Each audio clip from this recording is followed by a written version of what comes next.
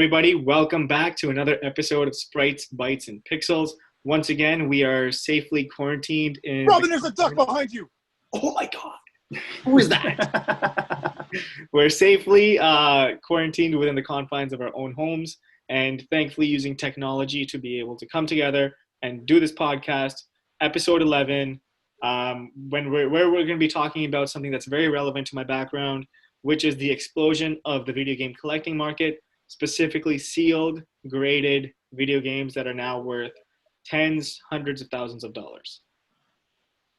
Hundreds of thousands of dollars? Yes, hundreds of thousands of dollars. Do you have anything that's worth hundreds of thousands of dollars, like sealed-wise yet? No, but I think there's only 2 or 3 sales that I can recall off the top of my head that have cleared that amount. One of them is the Super Mario Bros. 3. That's the Left Bros, which is a variant. I think it was like a 9.2A seal, and that sold for $147,000 USD. What makes the variant different? So there's 3 variants for the Super Mario 3 that I know of. One variant is it's Super Mario's 3, and the Bros is in the middle, underneath where it says Super Mario.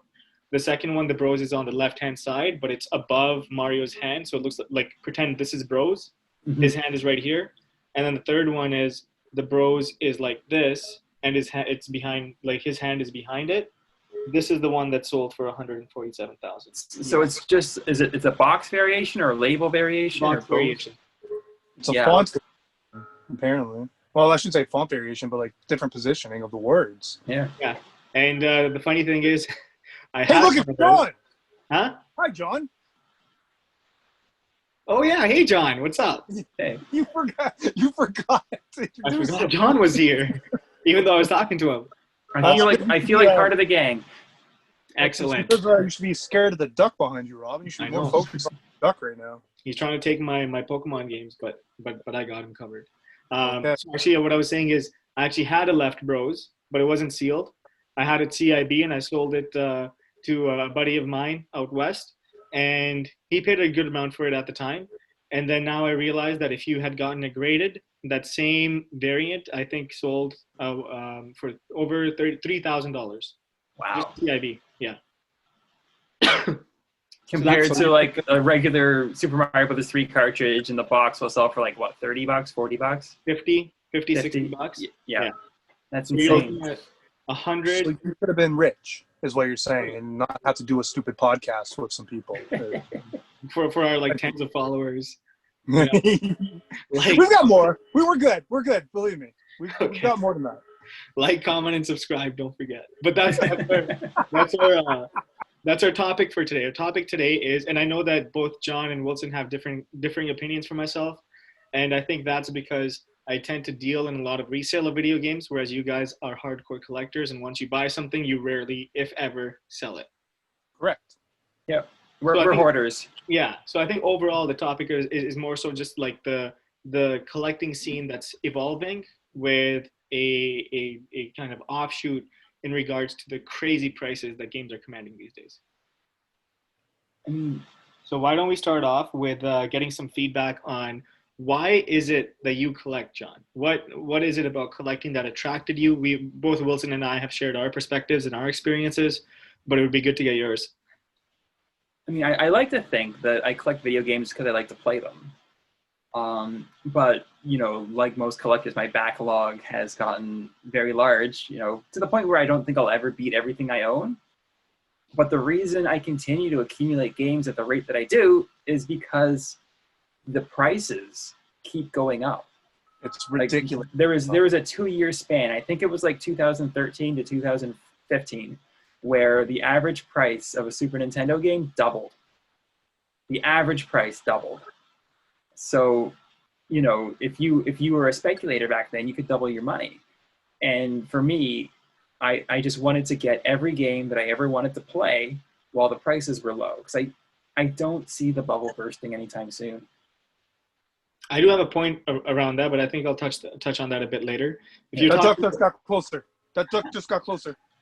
Oh, no. So if you're saying prices doubled in the span of 2 years, I can tell you that earlier this year, especially due to COVID, prices have spiked very significantly. they, if not doubled, they've close to doubled in the span of maybe 3 to 4 months.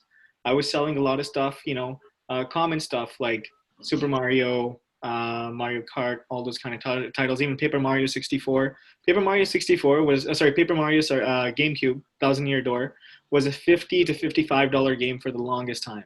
Then out of nowhere, COVID hits, CERB hits, social assistance programs hit. And as a result, people are given more disposable income than they're used to, and they want to put it towards things that they enjoy, gaming being one of those things. And in that time frame now, Paper Mario is easily fetching $120. So it's more than doubled in less than 6 months. And it's just continuing to rise. And a lot of people talk about, gaming is a bubble. It's going to pop at some point. I got myself through college buying and selling games, hustling back then. And I can tell you, I have never once seen prices drop, aside from post-COVID pricing where maybe they dipped 10 to 15%, but they're on the uptrend once again.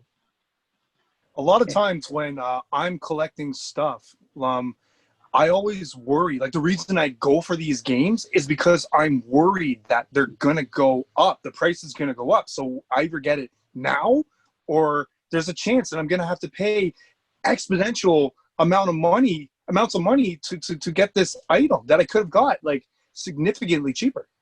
That's why I collect. That's why I grab these items when I do. Because of that. Look what happened with Persona 5. Yeah. Persona 5 comes out, and all of a sudden, all of the previous Persona games double, triple, quadruple in price because everyone who played the fifth one, they want to go back and try out the games that they haven't played before. And it's not like record collecting, where if there's a sudden spike in demand for a piece of music, the label can just print more and everyone can listen to it on their record player. Does that happen there? Oh yeah, totally. There's reissues all the time. Oh, okay. But it happens with books as well. They reprint it with a new cover. Comic books, they reprint another trade paperback with all the stuff inside so people can read it. But with video games, like if they want to put Persona 3 out again, they're going to have to port it to current technology. Mm-hmm. Like, they're not going to go print more PS2 copies. I mean, they've already done that. Mm-hmm. The Persona games were very expensive until Atlas reprinted them because they knew they were leaving money on the table. But after a certain period of time, you can't do that anymore. Like the Devil Survivor games on the DS, they're not going to reprint those without porting them. Yeah. So the price goes up. And to your point, I think when a reprint comes or something like an NES Classic comes out or SNES Classic comes out, it makes a huge impact on the price of these games. I remember with the Super Nintendo Classic, when it came out, I had a couple of copies of Earthbound, and at the time it was selling for $240, $250 per cartridge. And after the SNES Classic came out, it dropped down to $175. It's picked up quite a bit now. I think it's at around like $300, $350. So in the long run, whether you call it speculation or just the increase of demand developing as more and more people that grew up gaming enter the workforce and now have disposable income, I think regardless, the price of games is going to continue to go up as people grow up. Ironically, the Super Nintendo and NES Classics, when they first came out, they were a decent price, and now those are even more expensive. Because they haven't reprinted them. I think they were supposed to do a re-release, and they might have done one, but since then I haven't really seen any re-releases. I don't really see a lot of demand behind these classics as much anymore as well, because I think that... No, you're right. I think it also kind of speaks to, with these classics, they're targeting a demographic that's more so around people that actually want to play these games. But a lot of this increase in game pricing, I'm finding, is coming from people that are hardcore collectors. People that want to collect really obscure titles, want to collect them mint, CIB. Like, I can give you myself as an example. When I first started collecting N64, I just wanted the cartridges. Then I started making more money, so I had more disposable income. I'm like, why would I just settle for cartridges? Why don't I go for CIB? And slowly I started buying up CIBs. And I'm sure there's people that have made it to like the next tier of what they can, dispose of on a monthly basis. And now they're going after either mint graded CIB games, or they're going after sealed or sealed graded games. It's nuts. Yeah, no, there's definitely an escalation in collecting, sort of the survival instinct of once I have what I want, I need to find something else to desire. Yeah. You know, and it comes from, you know, the hunter mentality. Once I've killed this animal and eaten it, I'm going to need to find another animal to kill so I can eat tomorrow. Yeah. Did you guys jump on this one? No, but I do have I have a Mario the Juggler game and watch. So I got back from VGA. So we were all worried that this is why I grabbed this, because I was worried that this was going to jump up in price. And this is actually a really nice item. It's the Game & Watch Super Mario Brothers. We haven't had a Game & Watch in forever, and they finally released one. And it was being like, there were people scalping them. So even though there were like a ton in abundance, like still at these stores, and to be quite honest, I'm pretty sure these are still in abundance at these stores. But once again, the reason I grabbed this was because of that whole worry that, hey, this is probably going to jump up in price soon. So here's a question for you, Wilson. Mm-hmm. If you knew for a fact that this Game & Watch would be available on store shelves for retail price in a year, would you have bought that today? No. Right? It's that limited window. You know, it's almost a panic. It's that fear. You're nervous that you're going to miss out on something. But I feel like Nintendo does that really well, where when they're releasing a brand new product, whether it's a system or like a specific specialty game, they don't release mass quantities at a time. They limit their releases so people understand that there's a ton of demand and they tend to sell out. No, they're amazing at that. Look at Super Mario 3D All-Stars. Yeah, you know, when they announced it, they said this will go out of print next spring. Go. Yeah. And everyone went and bought it. Yeah. You know, and go. I mean, there's a reason why Nintendo has some of the biggest fan following. I think it's because the IP is so strong, and it's an IP that most of us have grown up with over time. Whereas, you know, I started playing Mario games when I was probably less than 10 years old. But if you want to talk about something like Persona, I wouldn't have gotten into that until I was into my teens. So the vast demographic that Nintendo, you know, goes after, they go after them at a young age. So they have a big pool to start reinforcing this brand and continue building this IP around. So we now know, like, you know, why people collect and what makes people, you know, grab things right away and certain things like that. I guess we can move on to like the grading aspect. And honestly, why did it start? When did grading become a thing? Because this didn't happen like many years back. This is kind of a new trend, I find. It's somewhat new. It's always been around. So from my experience, I think I learned more so about it from Peter Satiridis, who's from P Market Games. That's how you pronounce his last name? I've always wondered. I was like, I couldn't figure out. I hope that's how we pronounce it. That's my best estimation of it. So you just educated an entire, you know, a whole group of listeners on the wrong way to pronounce his name. Okay. Well, Peter T. Let's call him Peter T. Yeah. I remember 3 or 4 years ago at swaps, Peter would just go around and he would buy up like every single sealed game that was available. And he was telling me this really cool story that, you know, back then when he would try to sell sealed games himself, nobody would buy them. Nobody would want to pay those prices. And they'd be like, no, screw that. Why would I buy a sealed game that I'm going to open? And he was giving me this example. There was a game that he wanted to sell for like $100 or $200 and nobody bid. So he went through CGA, which was the first video game grading company in North America that I know of. And it's essentially called VGA, Video Game Authority. And he got the game graded, probably spent $40, $50 at the time. And when he resold it, he sold it for $500. So it's you're taking something that people didn't really want. And I think also the Canadian market is still not 100% primed for sealed or graded items because they seem so expensive. But in the States, it's something that's a lot more commonplace. A couple of factors around that. One is that it's a much bigger population. I think secondly to that, comic book grading and card grading is very popular in the States. And now what we're seeing is more and more people, myself included, are seeing this as an opportunity to buy up sealed grade games while they're available, get them graded, and then resell them. Back up a bit. What exactly is grading? Because maybe there might be some people who actually don't know what grading is. And, you know, it's a term that we're all familiar with, but I don't know. Maybe there's someone watching who has no idea. Yeah, for sure. So grading is essentially the act of grading either a CIB game, which is done through WADA, or grading a brand new factory sealed or brand new game through VGA or WADA. Essentially, what PIB stands for complete in box, by the way. yes, Right? yeah, exactly. Or cart instructions in box, depending on who you're asking. But Basically, yeah, all the essentials in the box that you would buy. It's just it's not sealed. exactly, yeah. And it's essentially with these grading companies, what they do is VGA grades the overall look, feel of the game, including the seal, including the box quality, and they give you one grade on a scale of 10 to 100, I think it is. Whereas with WADA, they do a two-tiered approach. One is on the box or the quality of the box, and the second grade is on the seal. So sometimes you'll see like a 9.2 A plus grade. That means the grade for the box is 9.2, and the A plus is the grade for the seal. Right now, I think WADA's perfect grade is a 9.8 A plus plus, whereas with VGA, I think it's 100 is their perfect grade. Okay. And once you get a game graded, you can't open it. You can crack open the case. It ruins the grade. It would. So what actually ends up happening is when people get a game that they feel as though is too low of a grade, they'll crack open the case, resubmit it, and sometimes they'll get a higher grade.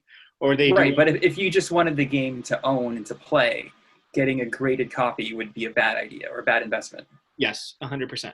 100%. And that's kind of why me and John aren't fans of it, because then when you have a graded game, you can't really play it. You can't really do much with it except like, hey, look at my game. Look, it's graded. That's what I think of when I think of graded. Yeah, well, it's the fetishization of objects. I mean, you get to the point where you have these trophies that you seek out, you own, and you want to display them. And what way can you add more value to it, aside from your own personal value? You get it graded.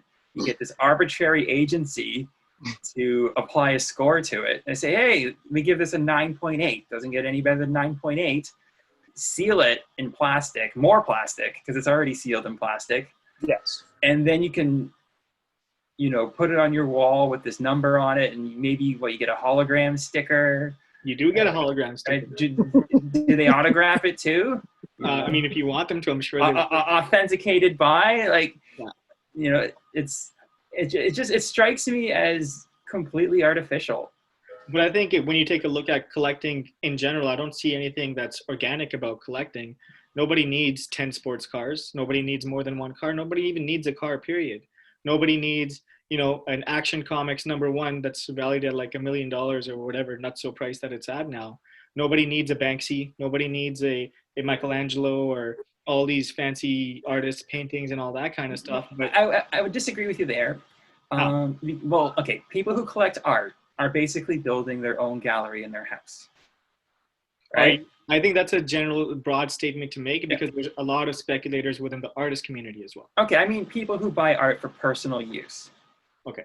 Right? And someone like Wilson who buys video games for personal use, I mean, he's basically building his own personal game store or his own personal Blockbuster, where if he wants to play a game, if he wants to rent a game, all he has to do is walk over to his shelf, which is, I'm sure, sorted alphabetically or by genre or something really elaborate, right? Because it brings him joy to organize his stuff,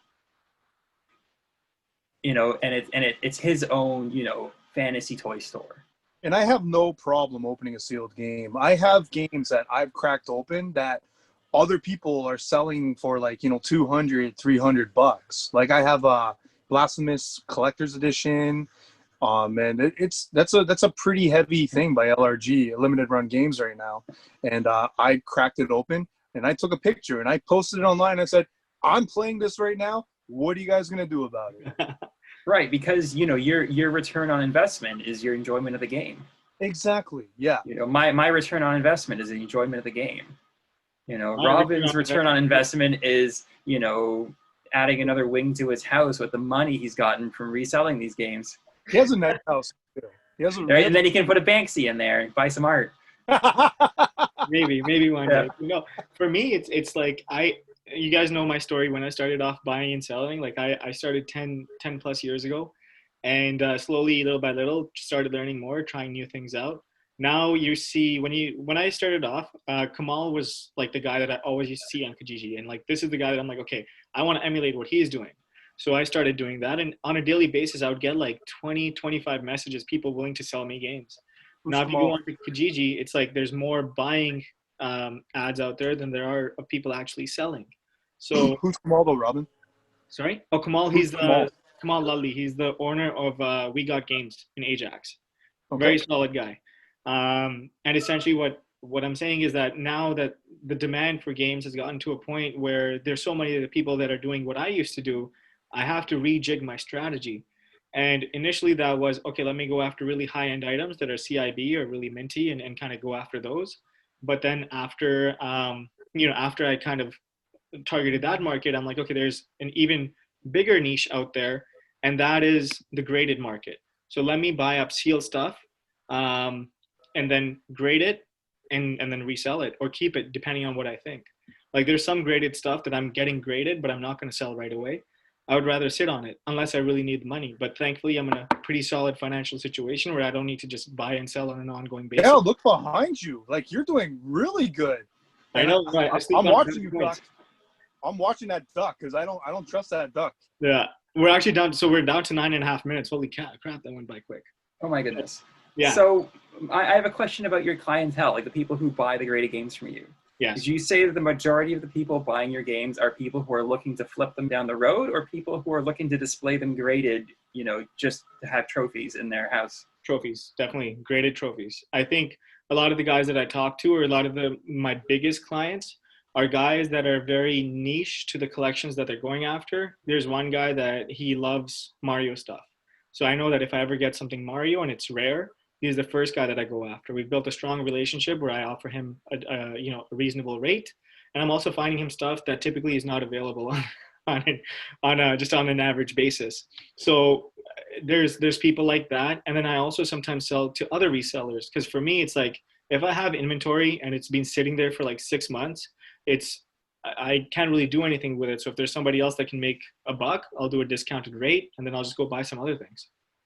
What makes you decide to play a game? Like what makes you decide, hey, I'm going to seal that and grade it? And what makes you decide, hey, I'm going to play that and open, or I'm going to open that and play that? Like where do you come up with that idea?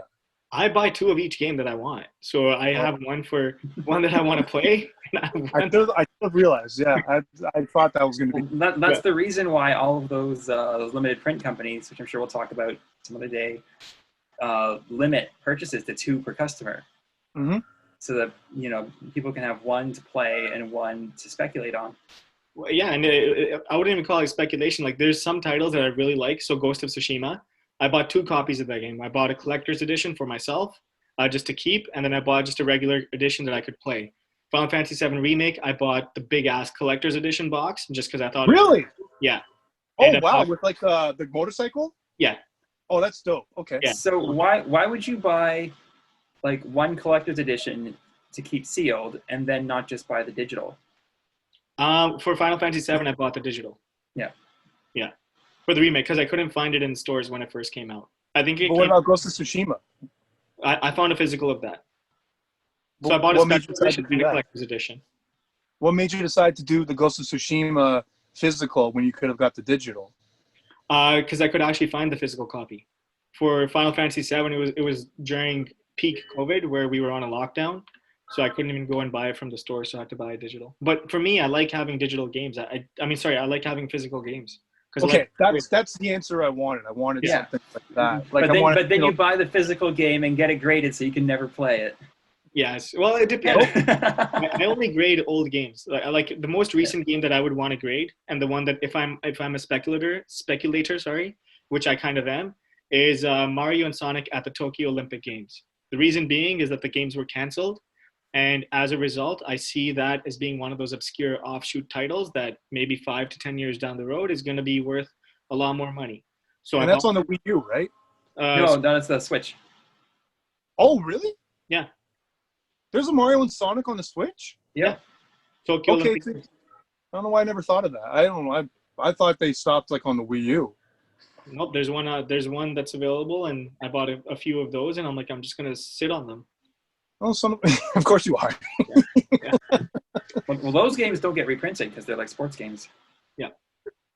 Robin, do you have any advice for anybody that would be kind of interested in doing something like this? Like any, I don't know, like,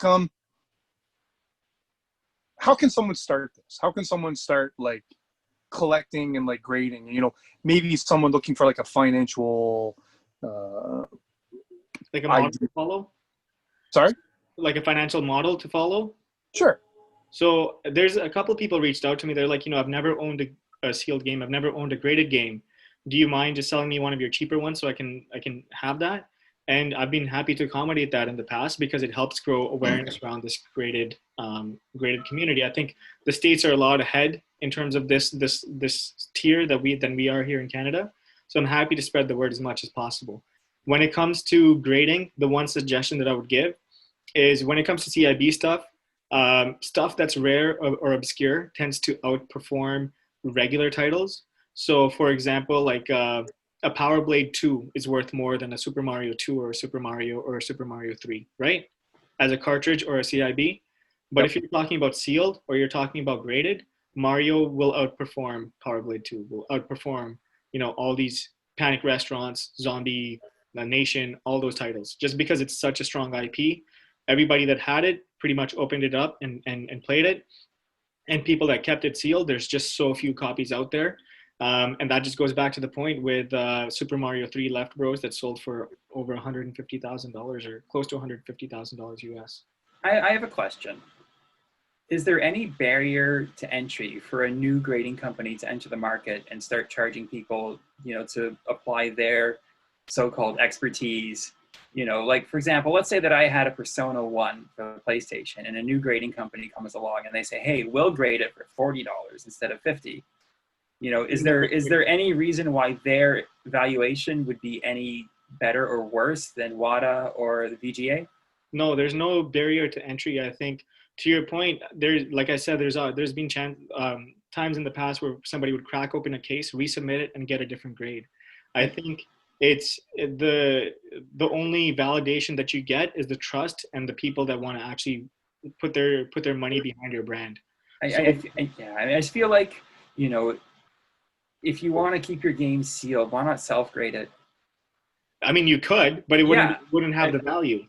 But like, where does the value come from? Their name, but their grade is inconsistent. They won't even do the same number themselves twice. No, that's totally fair, but I think it's the name that really drives it home. So WADA is relatively new. It's not nearly as old as VGA is. And when WADA first came out, they had this crazy like marketing campaign where it's like the co-founders or the founders or something like that bought up $1 million in video games. So they got a ton of press and they got all these like Marios and all these other titles sealed. They got them graded. And essentially what they did is they signed an exclusive partnership with Heritage Auctions, which is one of the largest online auction houses. So if you want to buy a graded game or a sealed game and you want to buy it on Heritage, it has to be WADA. WADA came new to the market and they bought up all these really high-end titles. And once people started, going onto eBay and typing in XYZ game sealed, and they started seeing more and more WADA titles come up, more and more brand recognition happened. And essentially when you take a look at it from a marketing angle, in marketing there's a few different tiers. You have brand awareness, you have consideration, conversion, and advocacy. So from a awareness standpoint, they were generating a lot of awareness. Then when people wanted to consider getting their items graded, WADA was in the back of their mind. Then so what you're saying is that Heritage Auctions and WADA have basically created a racket. I feel like you have something you want to say. Well, I mean, the point I was making was, aside from, kudos to WADA for coming up with this racket, is what makes their opinion on, the condition of a seal or of a box. Like, is this the same body of people who grade other antiques? Are they the same people that will grade a comic book or a trading card or a rare book? Or is this just a new independent entity that's figured out a way to make a buck? Are you kind of saying what are their qualifications? Yes, but I wanted to say it as long-winded as possible. The biggest qualification that I think WADA has is their partnership with Heritage Auctions. So Heritage Auctions deals with a lot of high-end graded stuff. Everything from coins to stamps, to comic books, to toys to all that madness. So they have that validity behind them in terms of when they're managing these grades, when they're selling all of this stuff. What are the things to look for? I think when you're starting something net new, there's really no you don't really have anything to go off of. You're building it yourself, and I think that's what WADA is trying to do. Is that they're disrupting the existing market, which was essentially VGA, UKG, and a few of these other ones, by bringing a comic book grading methodology to it. Whereas in the past, games would just receive one grade. WADA is breaking it down into two separate grades, one on the box and one on the seal. Do you have a preference? I prefer WADA. And Why? I like WADA because it sells for more after you grade it. Oh my God! They have a better racket. They do. Well, I mean, if you're going to attach an artificial value to something, you might as well seek out the higher artificial value. Yeah, I think what I want to say is, like, when it comes to the actual box, the actual acrylic, yeah. I prefer VGA. I'm not a big fan of the box that WADA uses, but in terms of the grading methodology, in terms of the people behind it, like VGA, you don't really know who's behind the product. But with WADA, you know who the founder is, you know who the CEO is, you know his story, that he's a hardcore collector. And these are the things that I resonate with, and I think a lot of other collectors resonate with as well. So if I was collecting with an end goal of being the final owner, or at least till I die, of a certain graded game, I would want to go with VGA because, as you said, they have a higher quality packaging. Well, yeah, from that perspective, if that's the perspective that you want to put on it, yes, there are people that prefer VGA over WADA. Yeah. There's people that prefer WADA over VGA. There's people that just don't give a shit. They're like, I'm happy with the sealed grade. And, there's grade crossing. So a VGA 85 plus gold, what is that in relation to a WADA? So people have sent in enough products. They have the eye to catch what the grade would be. So they understand that if you're going to do a cross grade, what would that come out to? And people want the best of the best. People want to get the best graded product. And, it does play to the ego a little bit. I'm not going to deny that. I think even with me, when I get graded stuff back, if I ever hit a 9.8 A++, I'm probably just going to end up keeping that. I don't think you would ever lose money. You're a liar. You're full of shit. You're full of shit. No one believes you. I'll sell anything for the right price, but there's some stuff that I would keep, like my Pokemon Snap Station. I put it up so I could see if anybody would want to be interested in trading me sealed stuff.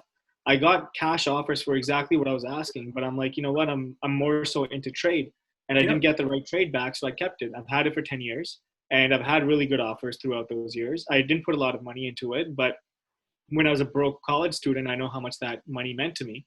But now it's like I could get that money or I could trade it, but it has sentimental value. So on the same vein, if I hit a perfect grade, I would assume that I would have some level of sentimental value. And if that supersedes the monetary value, then it's not something that I would sell because I have a lot of other stuff that I can always sell. Okay. I think if you want to make really big money, what you should do is you should open up your own agency that grades the grades on these games. So you could say whether this WADA 9.8 is a true 9.8 or whether it's an artificial 9.8 where they missed a couple things. I think that's a great idea, Robin. You could be the game grade grader. Honestly, I wouldn't even mind opening up or like being a part of WADA Canada, where it's like right now the biggest issue that you run into is if you're sending product across the border and you're declaring it at full value, there's the potential of it being open at customs. I'm not sure if you guys are familiar, but a few years ago, there was a Exertainment mountain bike speed racer SNES sealed that somebody won on a wheel. And the person— Oh, no. Oh, I don't like the story. I know exactly where it's going. Yeah, I remember this. Go on. Full value for $6,000. And when it crossed the border agents took a box cutter, and cut the box open. So that's a risk. I remember that. Yeah, that's an unfortunate story, but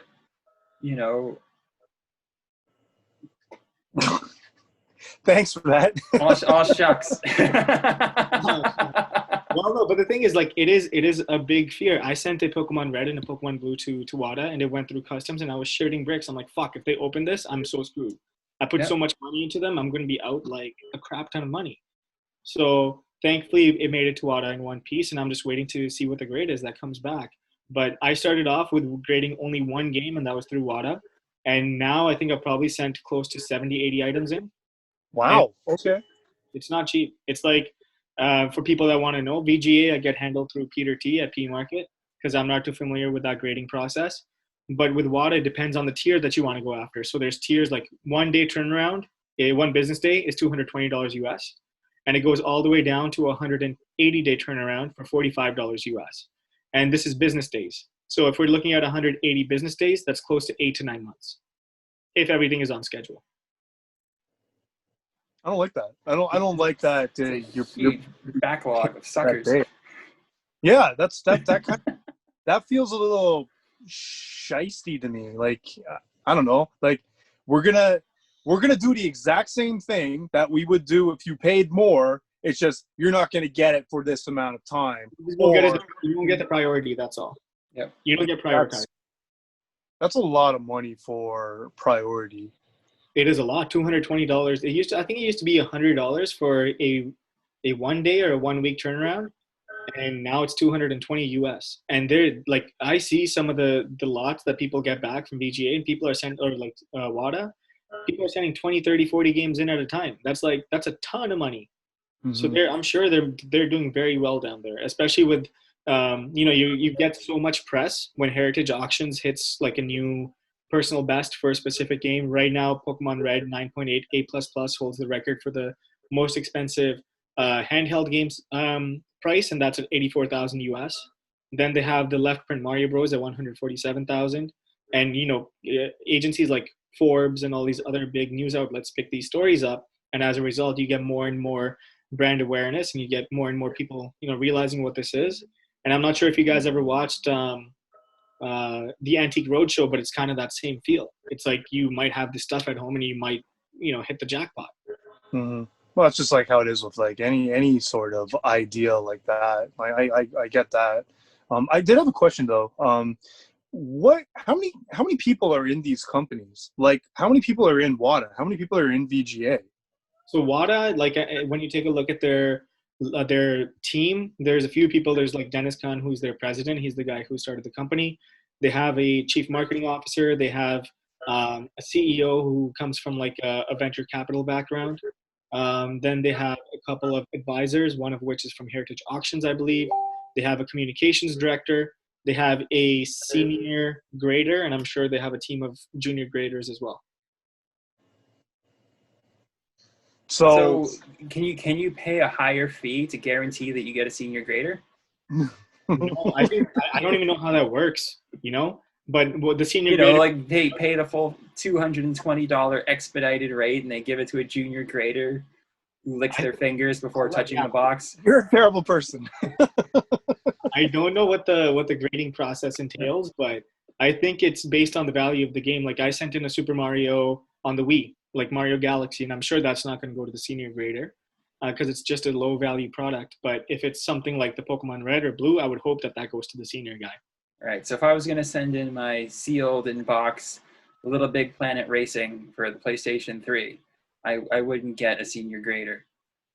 No. Okay. No, I don't. If I were a betting man, I would say no. You would not. All right. But yeah, I understand where you guys are coming from, and I think the whole purpose of this podcast isn't that grading is so bad or grading is so great. It's that we both come at it from different angles, and the different angle I think is you guys are hardcore collectors. You guys actually want to play everything that you own, and there's other people that just like to display. Like they enjoy having high graded, really highly valuable products. But I think what my perspective is that I'm horrified that this group of people has found a way to profit while providing absolutely zero tangible value. I think to the hobby, like if I just feel like that time, would be better spent by people making new games. But I think that's kind of gatekeeping though, because it's like, the hobby in general is growing, and I think it's thriving and it's evolving. And if we can't be accepting that there's this new niche that's building out, and that's kind of gatekeeping it for the people that have already been in it, and the people that we're used to, which is collecting or just gaming at a more at a reasonable level. I think I disagree, because I think that these people, if they want to collect games and buy games and have games, they're welcome to do that. I think coming in and, for the strict purpose of buying and selling and profiting off this and raising the price for everyone who enjoys the games, I think they're doing the hobby a disservice. I don't think so. I think if you want to enjoy the game, you still can. You don't need a sealed copy to enjoy a game. But it becomes harder when the prices go up. I don't think that there's. Like, you said yourself, these dealers, they go to the swaps and they buy up all the product for the purpose of reselling it down the line. They're hoarding it. They're taking it away from the market. But that's no different than a store owner that's going to a swap and picking up all of the Mario titles. I don't like that either. But I don't think they do the hobby a service either. They do themselves a service, but I don't think they just do themselves a service. I think there's a benefit to having if you take a look at how many swaps happen in a given year, I think there's a finite amount of them. But if you want to go to your local game store and you go to them on a consistent basis because you trust that they have good product, then you want to make sure that they consistently have good product. And one way for you to do that is to continually go out and source that product. If you run out of product, your consumers are not going to like you. So I don't think it's a mutually exclusive agreement that they have a net negative impact on the community. If anything, I feel as though it's a net positive impact for people that want to enjoy the games. They don't typically have to buy. Nobody's putting a gun to anybody's head saying that you have to buy a sealed game, you have to buy a graded game. If you want to enjoy the game, absolutely, by all means, just get the cartridge, just get the CIB, just get the CD if you want to enjoy it. But if you want to take it up a step further and be like, okay, do you want to get into this highly expensive market, because it is a very expensive market? Do you want to go in and tap yourself into this because you've already completed your CIB collection and now you still love Nintendo so much that you want to put some of your disposable income towards it? Then you take it a step further and you go into graded. Yeah, do you honestly think though that grading games is for collectors and not for resellers? Because you said something earlier about how people will grade, like you compared me and John, or John and I, whatever. You compared the both of us to like how people grade things, and you said something along the lines of, they'll grade it so they can have it and they can display it. I would argue that that's for the most part not true. People who grade games don't usually do that. They don't want it for display. They do it so they can resell that item. But once it's resold, whose hands does it go into? Just somebody else who will probably resell it again. So based on the group that I'm in for the collecting standpoint, yes, the people that are buying it raw and grading it, most likely in most cases, yes, they want to profit off of it. But once it exchanges hands at a post-grade value, for the most part, these people want to hold on to it. So when I had the Pokemon game and I made a post, I'm like, hey guys, I just grabbed this. And everybody's like, hey, like, when it's graded, let me know. Like, I have this really epic collection. I would love to add this into it. Like, I have all of these different pieces and I would love to get these two because they're first print. I have like second print or I have later print and I'm trying to go for the full set. So like the amount of disposable income that these guys have is nuts. It's a lot. And I think for them, a couple of thousand here and there is not going to move the needle when it comes to their net worth. It's not going to move the needle when it comes to, their disposable income, just because they have so much of it. So the niche of these graded collectors is at a level that's really high, where I like, based on my experience, the people that I sell my graded stuff to, 90% of the time, 95% of the time, it's like, it is collectors. It's not resellers. Interesting. Yeah. What is that beeping I'm hearing constantly? Is that like a Clash of Clans notification or something? No, I think that's my Facebook. Pornhub? Is that Pornhub? You're getting like a new video's been added. You guys were talking about that Chun-Li shower scene. I'm like, oh, let me quickly find that. Yeah. I'm just playing that in the background. I actually don't think you see anything in that scene. I think you just see like a bum or something. Okay, fair. Yeah, it's not worth it. Not worth it. And it's anime, by the way. It's not real. So just like grading. Oh. Yeah, no, I think graded games is very niche. It's not for everybody. I think even as I lost money on graded stuff. Like, I bought a bunch of N64 stuff. I'm like, yeah, you can never lose money. But you buy the game for like $100, $150. You spend $100 to grade it. You're in it for $250. And I sold like 5 or 6 games off for $150 to $175. Yeah, do you know who never loses money on graded games? Who? WADA? WADA, yeah. WADA and VGA. I'm sure at some point they would. No, why would they? They charge a flat fee. They do, but what if it's like they grade something and they grade it incorrectly? Who's to say it's incorrect? They're the authority. Yeah, that's the other thing. That's why we need the game grader. We do. We need some sort of like a governing body that ensures that they're keeping their grades consistent. And then they'll make sure to pass down the cost of that governing body down to the consumer. $70 to get your game graded. Oh, hey, as long as we're making $15, $20 per grade. I won't say their name because, out of respect, but do you guys remember seeing it was on Facebook, it was a post about somebody who wanted to open up their own grading service? Yes, I remember. And I'm not once again, I'm not going to say their name, but they wanted to open up their own grading service, and they weren't going to use any sort of like machinery to do the product. They were going to do it all by manually by hand and craft something. And it was just, they had their own idea, and they kind of, I don't know if it ever picked up or anything, but they kind of got laughed at by the community, and I don't think anything happened from it. But I guess my question is, what do you think enables somebody to have a guaranteed service? Like, why was this person laughed at and WADA and VGA aren't laughed at? Do you want to marketing? Yeah. Marketing. If they're able to present themselves as an authority, then people will see them as one. Because, as we discussed, there is no tangible difference between someone at WADA and someone like Robin who knows his games grading something. Yeah. But who defines that authority? Like, what makes them the authority as opposed to this other person?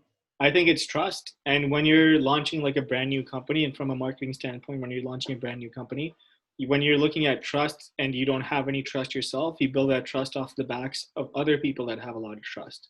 So with WADA, they were backed by Heritage Auctions, which is huge.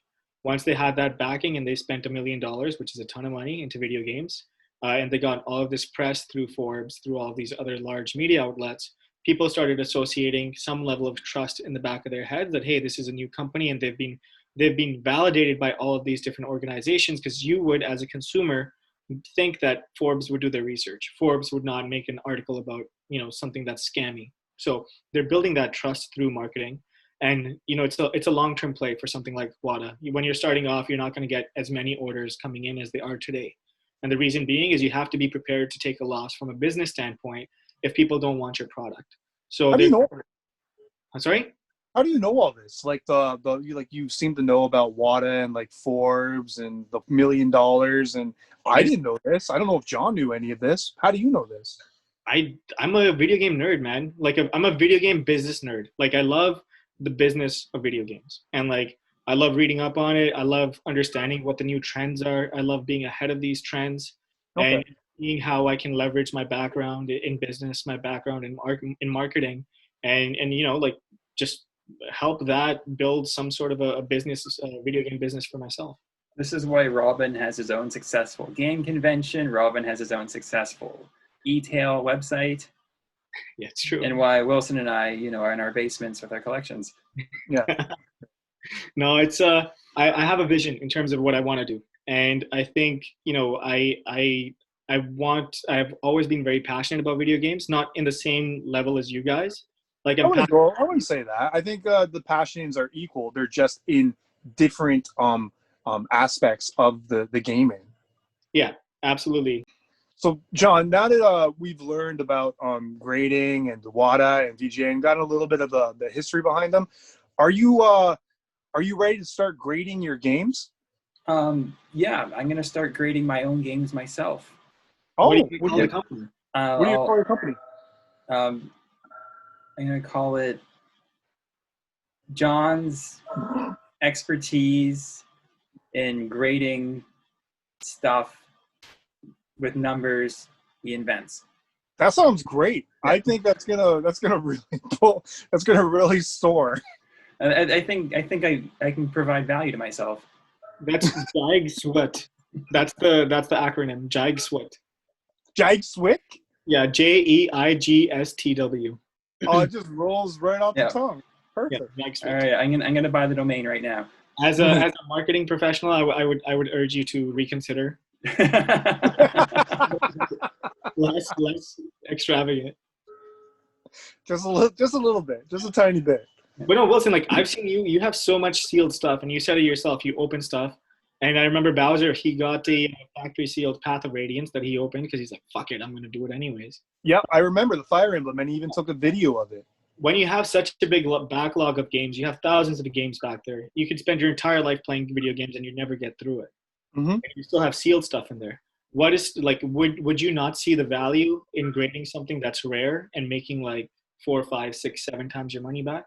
Absolutely, but the thing is, I don't really need the money. I've got a job. I've like the only thing that money would go towards probably is just like more games, and I'm not really in the business side of this. I've seen like situations where it's not that exciting to like sell games. I see some of the situations that some people go through. It just doesn't tickle my fancy. I'm into gaming. I'm into gaming to play it. I've never really thought about the business side of it. Fair. What about you? Grade all of my sealed games, and then after I die, my relatives would just donate it. Yeah. It's like my wife. It's nuts. Like there's been stories of people that have donated some really high end stuff.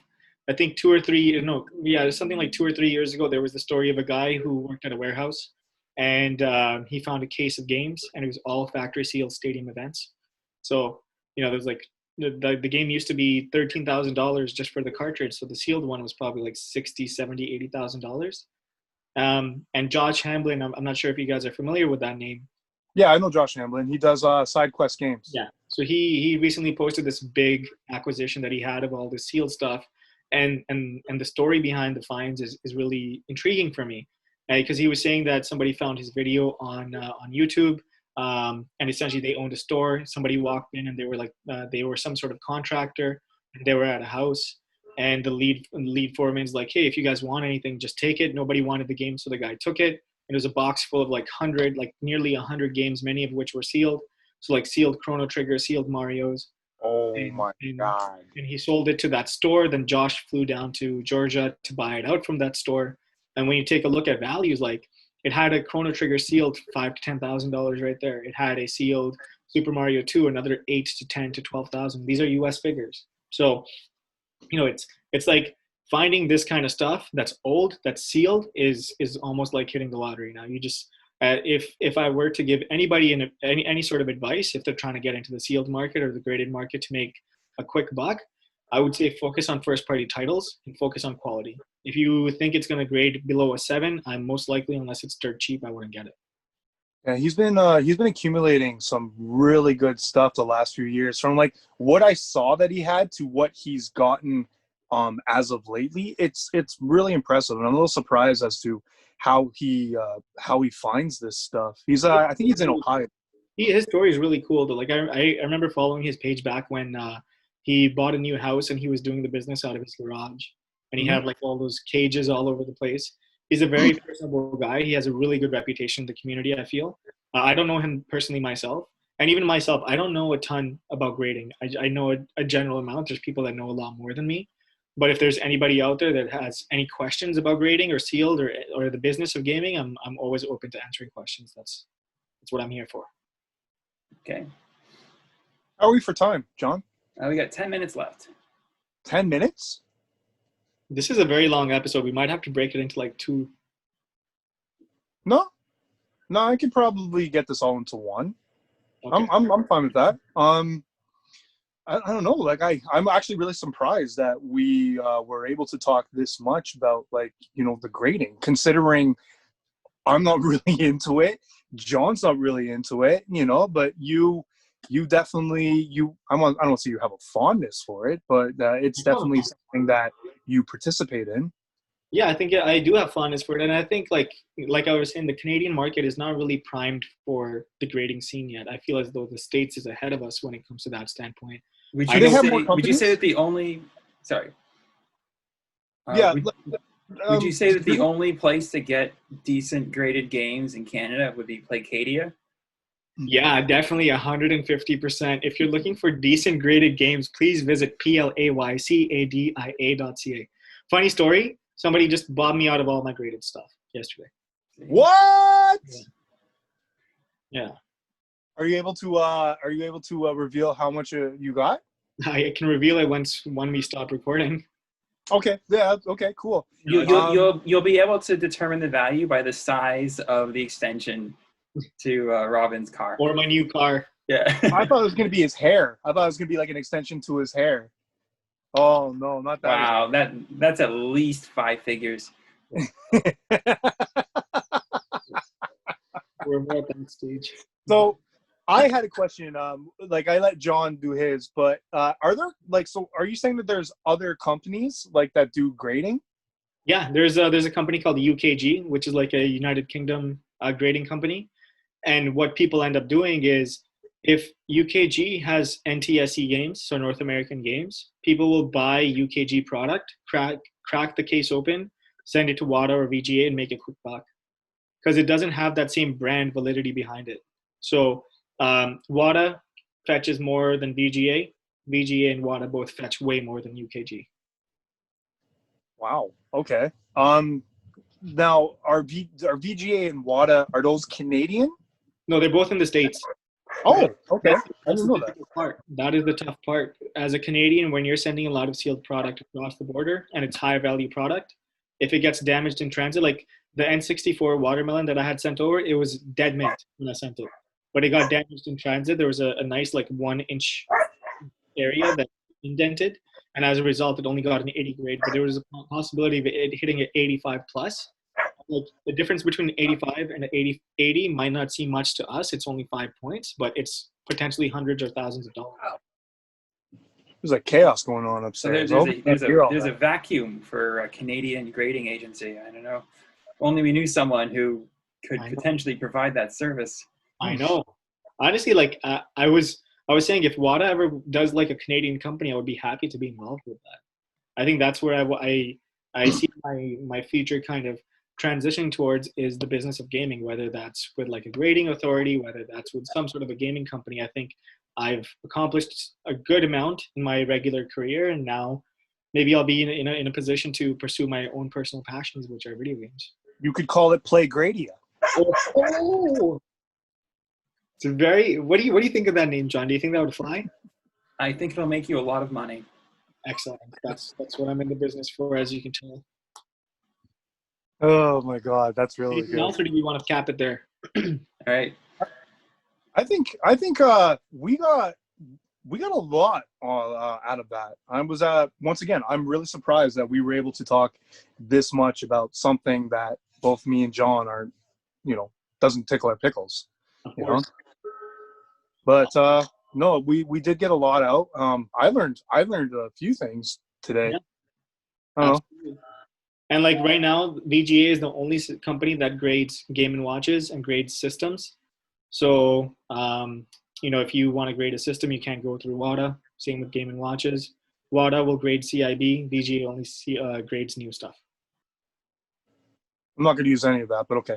No, I remain as disgusted as ever. You want to stop the recording? Then I can tell you guys the figure. Yeah, right. Let's do that. So, I don't know. Thank you for watching Sprite Spikes and Pixels, and we'll see you on the next episode, I guess. Bye-bye. Peace.